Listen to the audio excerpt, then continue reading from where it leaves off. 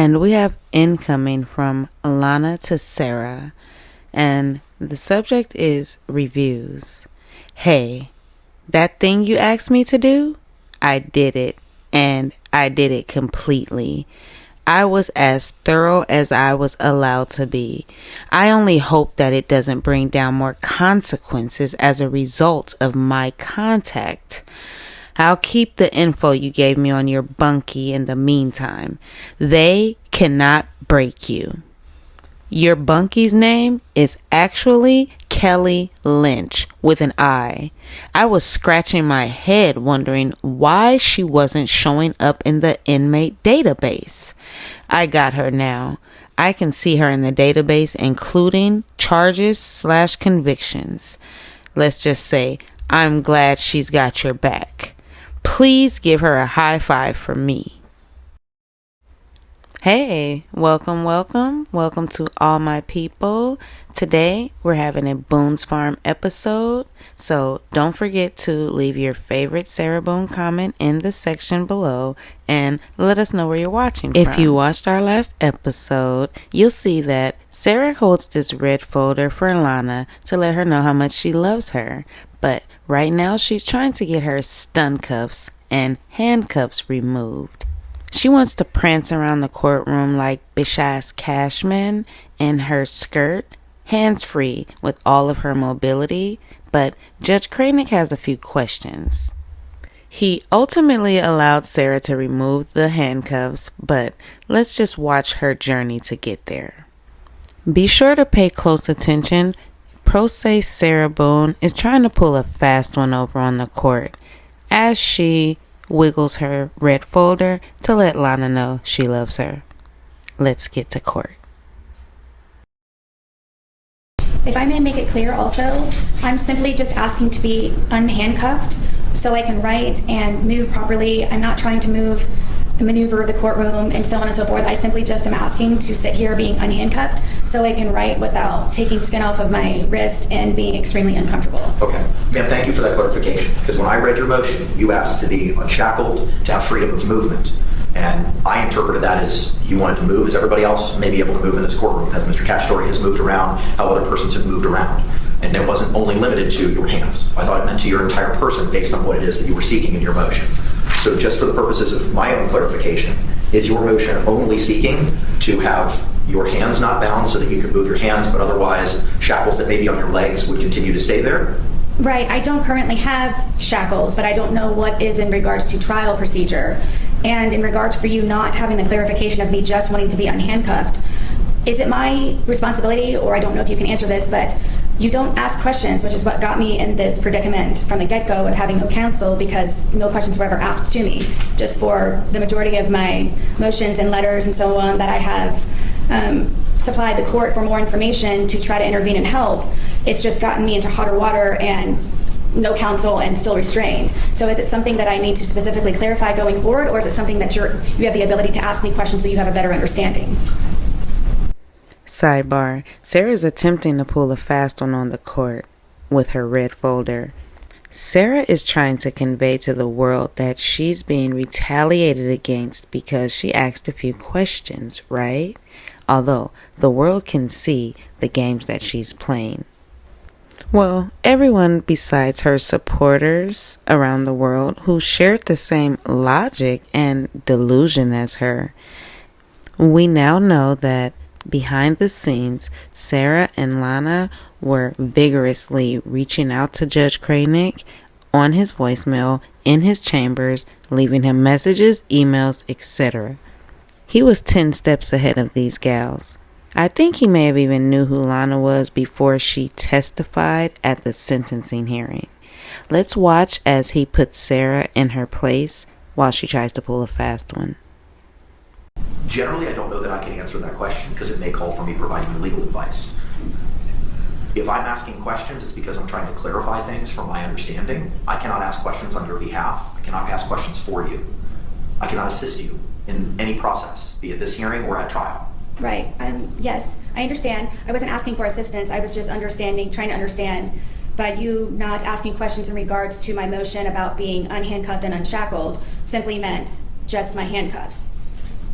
Ma'am, I reviewed your motion to be unshackled, unhandcuffed, and allowed reasonable freedom to movement and functioning accordingly, equally, and comfortably while utilizing the courtroom.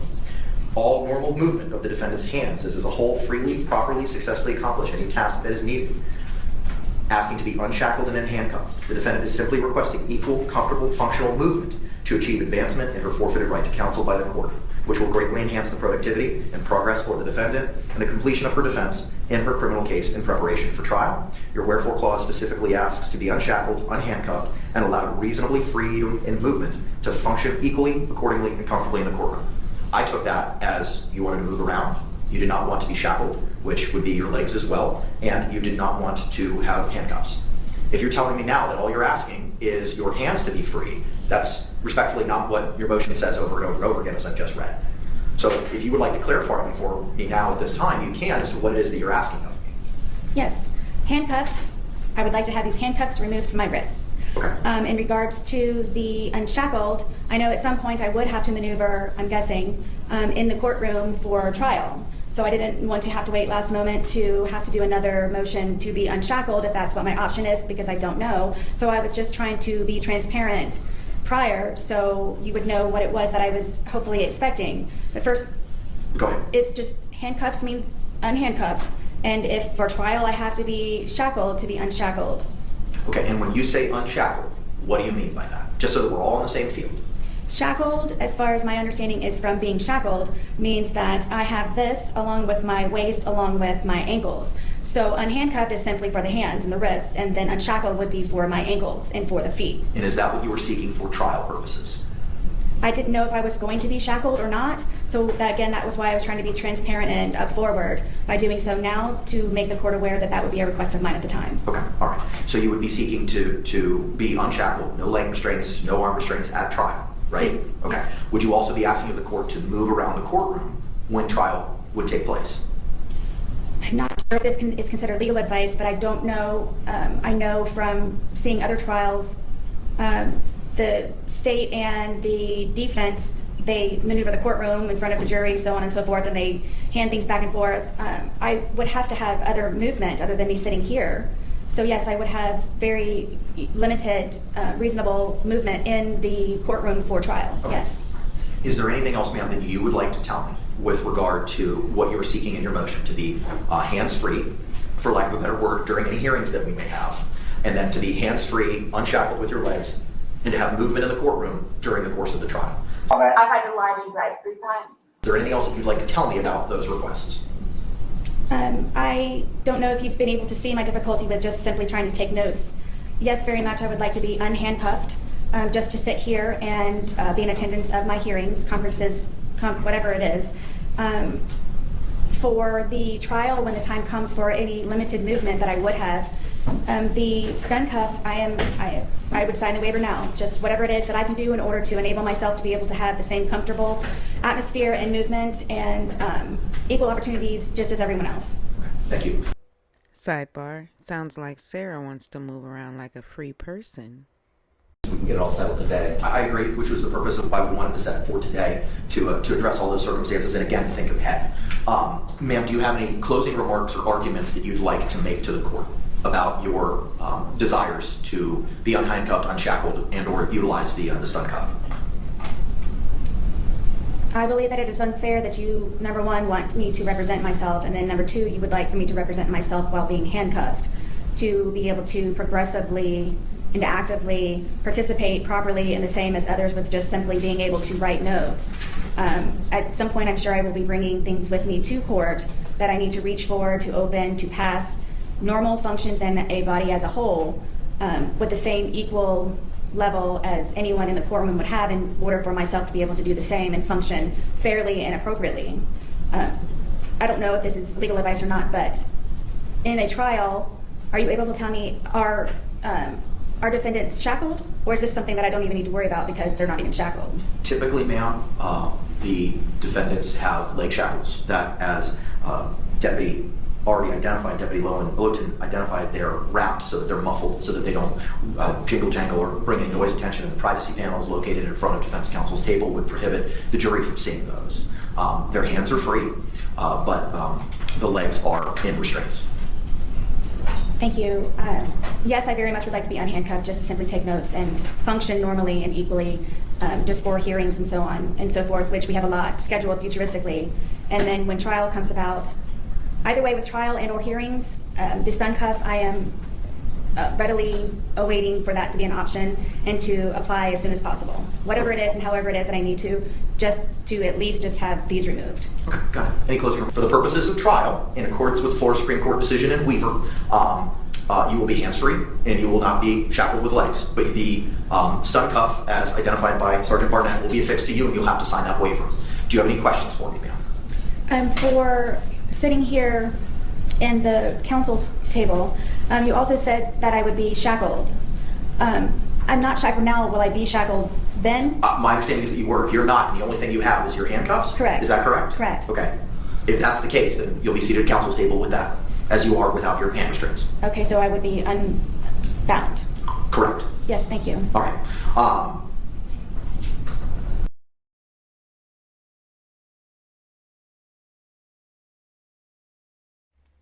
Sarah Talana after her handcuff motions hearing. Subject is crusade, which is why she had on her helmet. Lana, onward Christian soldier, exclamation. Yes, exclamation. I knew he was effing lying about those dates from the get-go. And yes, I won, but lost in character. That hurt and made me so effing mad. And still, that was handled so wrong and worries me. What's next from the state? That was inappropriate, dirty, so wrong. What was the state's plan? I told you, they bought up the former DV to plant seeds of violence, and then they made up court dates I missed. You are not wrong.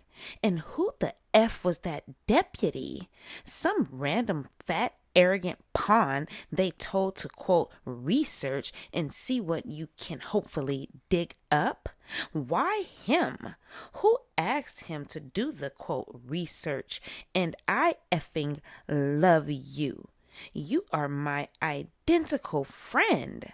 I was in the process of logging in to write you to ask about the dates, and I had looked up to give you, but you had already had the answer waiting for me. God, I love you.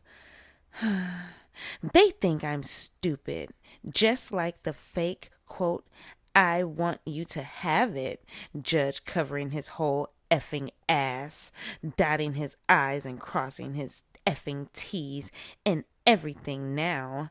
They know I'm right. Everyone knows I'm right. And yes, the judge allowed that to happen. And let me ask, did I really win, or was it a ploy to make the judge appear valiant because he knows he's effed in how he's allowed all the abuse and mismanagement in my case? Was he really going to not allow me to be unhandcuffed and be forced to represent myself handcuffed in the entirety of my case? Yes. Was it an entertainment segment to see what I do? Was he really going to leave me cuffed? If I didn't write this motion, would he have done anything about it? Just watch me struggle even more? He knows the world would bash him if he did. So I think it was a setup to make him seem fair and, quote, just and understanding. The bell was still rung on this. When I go back on Wednesday, I want to bring this info with me. Please confirm so I can make formal to give to him in court. And I'm going to correct him on all the documents he said. Only one was mailed to the wrong address. So effed up. I met with my investigator today. Wow. So much, Lana. I told him about you. So much to tell you. I just got back and I'm going to finally eat lunch. Wow. I'll call you later, as I'm sure you're resting from spa day. Either way, yes, you are correct. And don't forget, 50,000 volts in the quote stun cuff. Feel good. Tear them to pieces. Smile while doing it. Tap me in later. Love you. Thank you forever, my beautiful biatch badass friend. So glad and blessed. Who are you? While Sarah's all fired up from her motions hearing and her slight victory, she has some other mail to attend to. Let's check it out. You were under the influence of alcohol, correct? Yes. You were impaired by alcohol, correct? I don't know as much as impaired means. It did affect, yes. Okay. And that was consumption from the night before, correct? Yes. So you did not go to brunch that morning and have mimosas or anything else to drink, correct? Correct. And you consumed no alcohol in your home that morning, correct? Correct. So does that affect in any way your memory when you testify about the events that transpired between you and Detective Copesel that afternoon? Ask one more time, please. Did the alcohol have any effect on your memory of what happened between you and Detective Copesel that afternoon? Now or then? Then. Did alcohol affect my conversation with her? There's a jury instruction that says a witness's memory and perception is pertinent. And I'm asking you, did the alcohol that you were under the influence of affect your memory or perception of the events that you've testified to today that you said happened on that afternoon of February 24th, 2020? So did they affect? This message is from one of her supporters, her fans, Nicole Ray. From Sarah to Nicole. Hi, thanks again for your reply. And this is Sarah to Nicole Ray. The subject is responding to, hey Sarah, I just can't get past you and I are communicating so far apart. So cool. About the tablets, they are beyond basic and there is no internet. They remind me of the bulky, super thick, protected preschool tablet we had for my son when he was young. I get so frustrated with them and autocorrect makes me see red. We can watch movies, message, use the law library every day, view photos, make requests to the jail. Not much of anything, and everything costs money. Not much of anything, and everything costs money. Sarah says that as if it's her money. Saturdays are free message days, so I can correspond with you.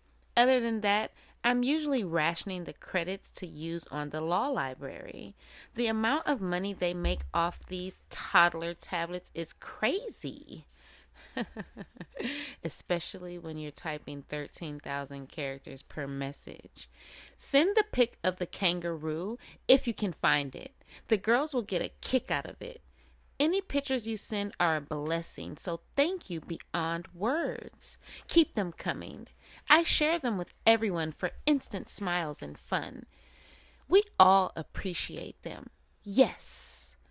I will see you when I am free. Oh, I will see you when I am free and fantastic, loving the world and all its amazingness. Steve Irwin's zoo is probably pretty spectacular. Have you been?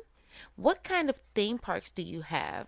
What are their names? What else do you do for fun? Beaches? What kind of birds do you have?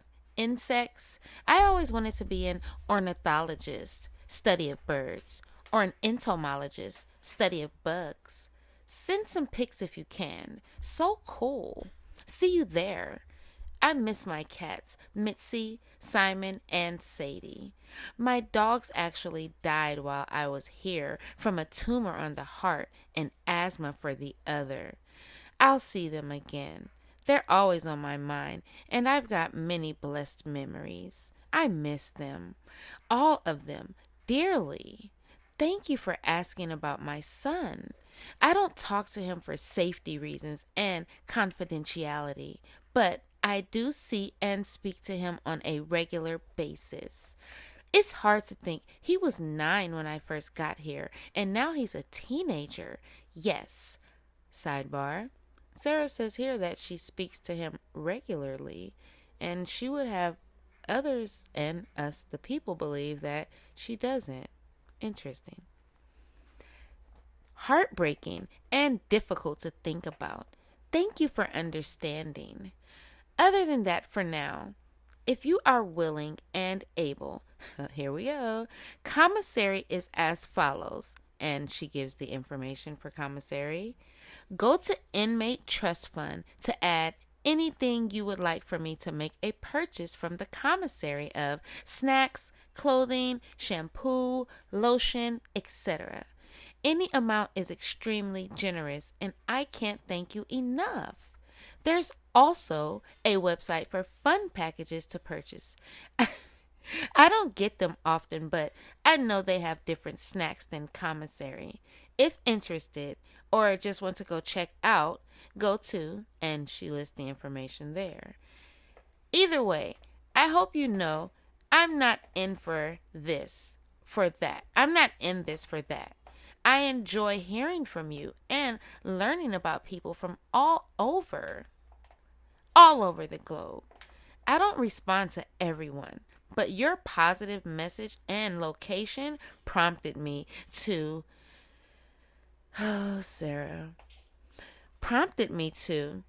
and I'm glad I did. Keep it real on the outs, and I will on the ends. I look forward to hearing from you. Thanks again.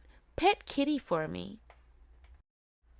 And we have Lana incoming to Sarah, and the subject is Kellyanne Martin. It seems like they're trying to figure something out about the Delphines. Sarah, I know exactly what you mean. I contacted the Delphines, and this is what they had to say. Lana, thank you so much for reaching out regarding the proposed interview. We have a final call with the attorney tomorrow evening to finalize the agreement, particularly focusing on solution for this exact situation. Our goal is to give Sarah the flexibility she needs while ensuring the integrity of any documentary we produce. We believe her voice has been overlooked. So any opportunity for her to share her thoughts is positive. However, it's crucial that Sarah protects herself. I recommend thoroughly vetting any potential interviewer to ensure they meet the highest journalistic standards. That's why we're working with Mark and Prototype for this project. Jess Blank, one of Prototype's founders, will be working closely with us. Jess is an award-winning journalist with experience at NBC News, ABC News, Condé Nast, Upworthy, and Huffington Post. After we finalize our agreement with Sarah in the next few days, we can assist in vetting interview requests, reviewing questions, and even supporting her during interviews. If Sarah decides to move ahead with an interview prior to utilizing our support, please advise her of, quote, gotcha interviews, as not all YouTube channels or content providers uphold the same journalistic integrity.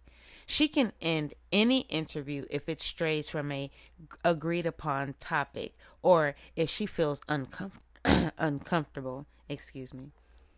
We should have an agreement to her by the end of the week.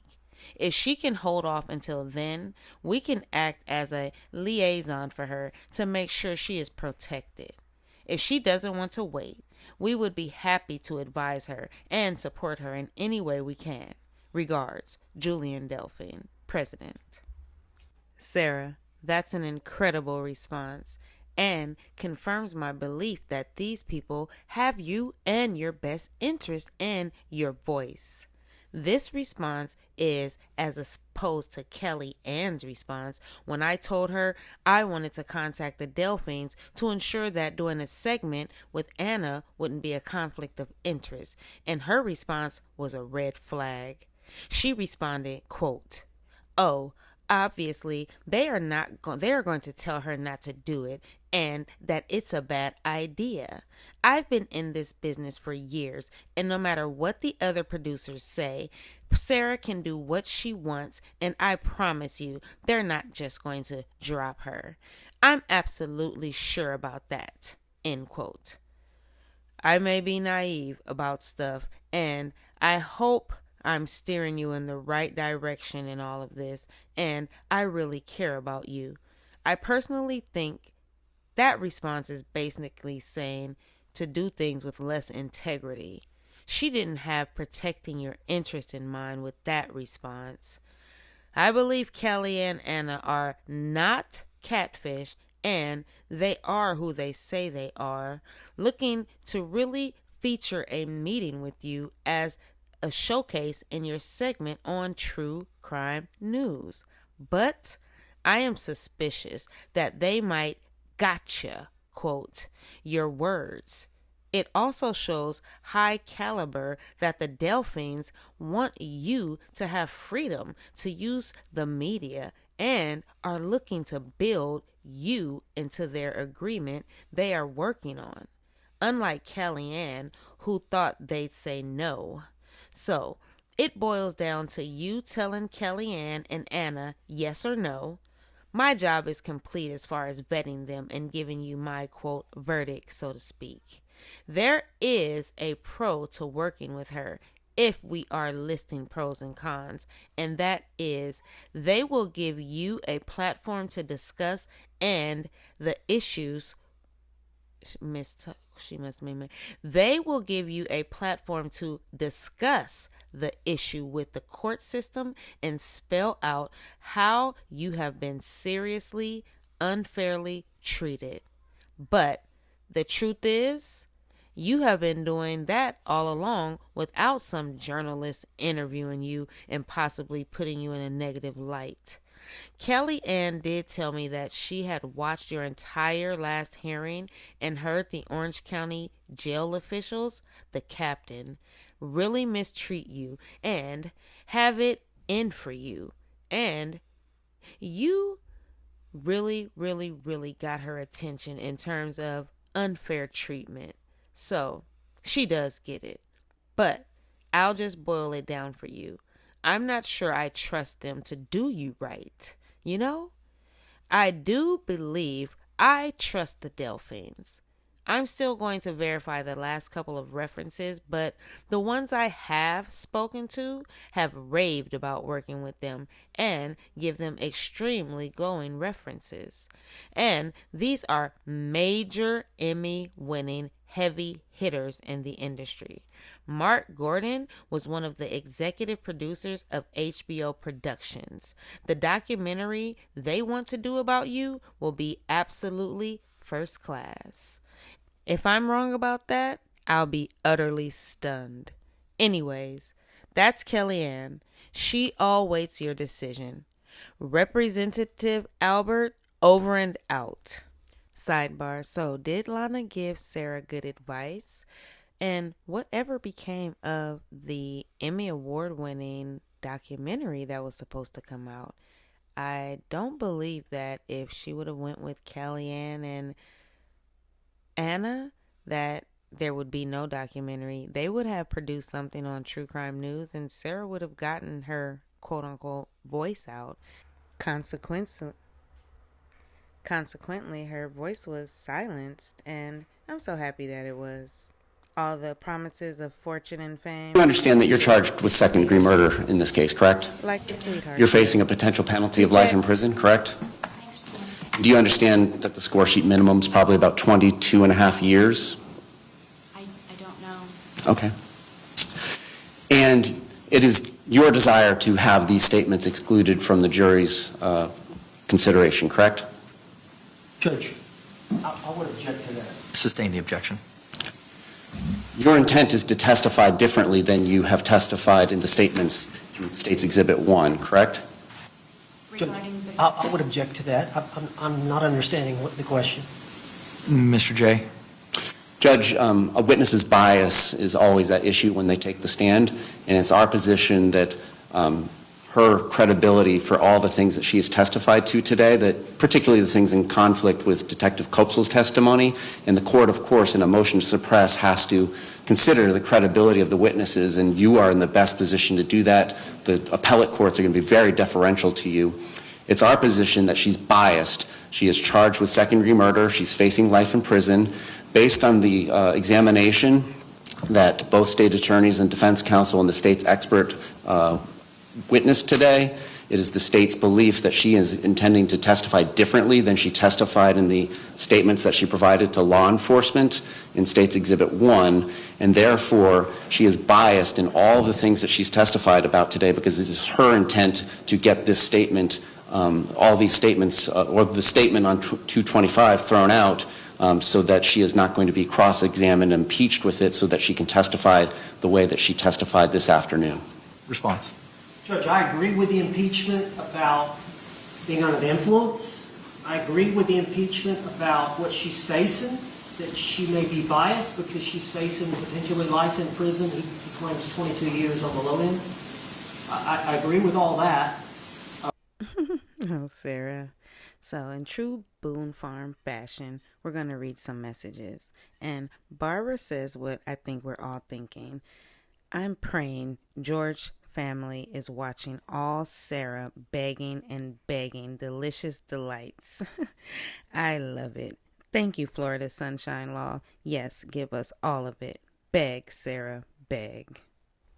And Sarah Talana letting her know about the red folder. Heart.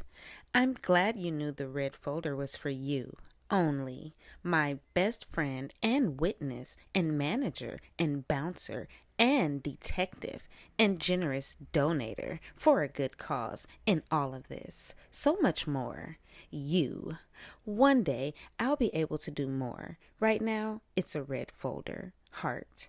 I was going to call you this morning before you had to leave, but got caught for this stupid laptop, no internet. The officer had to, quote, brief me on, and stupid leftover paperwork from bish-ass Cashman. She is something. She is threatened by me and knows I'm right and is covering her pale, lying ass. We'll end it right there. And Plumskitter says at Pinky, shout out to Pinky, we love you. I don't think Owen sucked in the least. He did not implement Lana's various cockamamie ideas, nor would the rules of evidence permitted him to do so, as he well knew. As a retired career federal prosecutor, I think Owens did an excellent job, particularly given the time he had to prepare. And I responded, worked out great. And then Plumskitter reminded me, Danielle, and most important, he gave her a vigorous defense, with which she agreed on the record repeatedly, and thereby made a virtually appeal-proof record. We all owe Owens a major debt of gratitude, in my opinion, and I definitely agree. If you made it this far, you know I appreciate you. Thank you for tuning in, and I will see you on the next episode. Bye.